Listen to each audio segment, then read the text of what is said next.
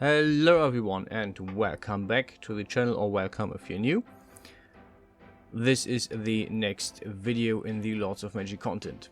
And as some people on other spaces have rightfully mentioned, the character that I did last week, the Amazon, is not really the Amazon warrior. It is kind of the Amazon warrior, but there is a very distinct feature missing, which was the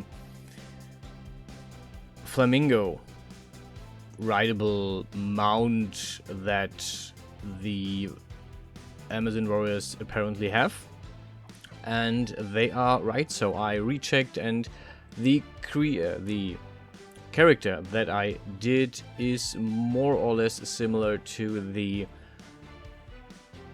warrior as well, but also to the thief of the Amazons. I think, I'm not 100% sure, but I think they might have used either the same or very similar character for both of these. So yeah, there's a distinct similarity between these two characters, and the last picture could have as well been the Thief Lord of the Water Nation or the Water Faith.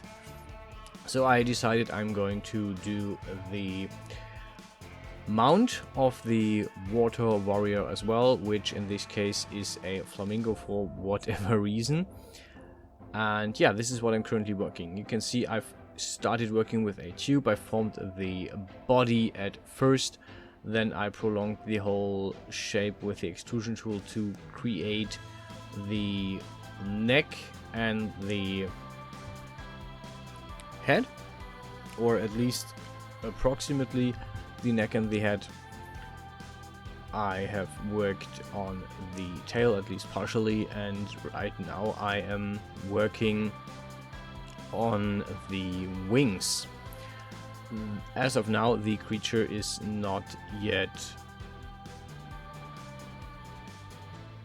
movable, so it is not yet rigged. This is something that I might do later on this month, if this is interesting for anyone, or if I feel like using this in the monthly animation, which I might. So there is a chance that you will see the Amazon Warriors again in a short animation. Next weekend I will definitely do the Water Mage character, which would be the last one of the water characters, and then we have, I think, only two more faiths missing, which would be the Order and the Death factions, but I might be mistaken on that, so I'll have to recheck if I actually did everything else before that.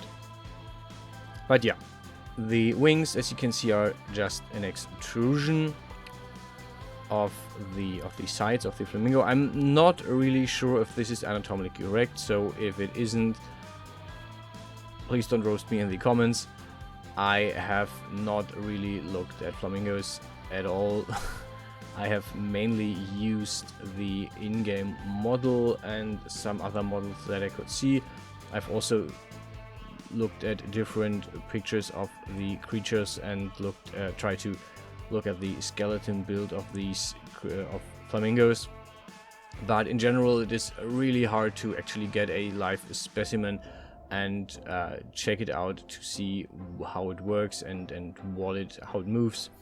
So even with looking at a nature documentary, it is really hard to actually grasp any animal, which is why I usually try to not create the mounts for the riders. The mounts that actually missing are, for example, the big cat from the warrior for the Chaos tribe or the Chaos faction, and I think that is all the mounts that I'm currently missing. The only other mounts that are there is the Flamingo, which I actually did, some kind of crocodile that the Death Face is using, and the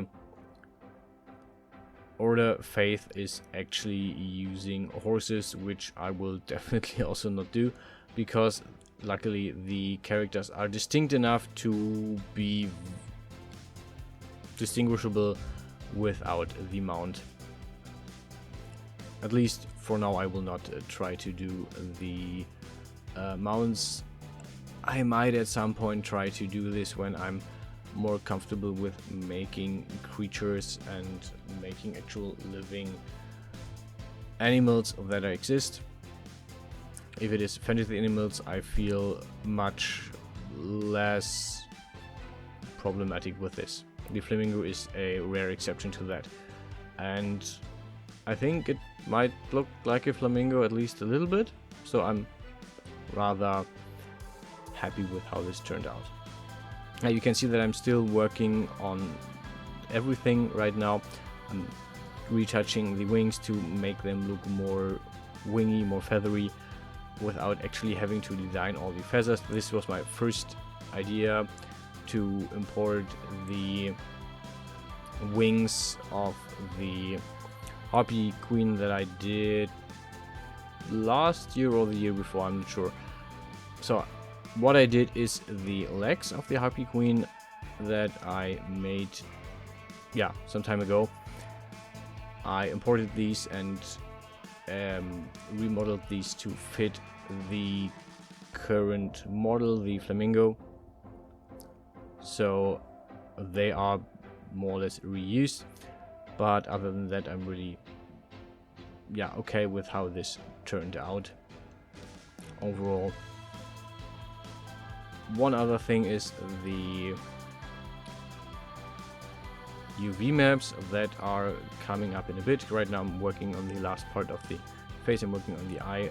First I tried to copy paste just some part and have it clip a little bit with the head, but in the end it was way easier to just simply create the eye from scratch with a simple sphere that got reshaped. You can see that I'm changing to the selection mode right here to better manipulate the eye and the shape. Actually, I think I never actually smoothed these down, come to think of it, but I think it doesn't really matter for the whole model in the end, because it is a minor detail that is not that big. Yeah, overall I'm happy with the result, happy with how this whole thing turned out.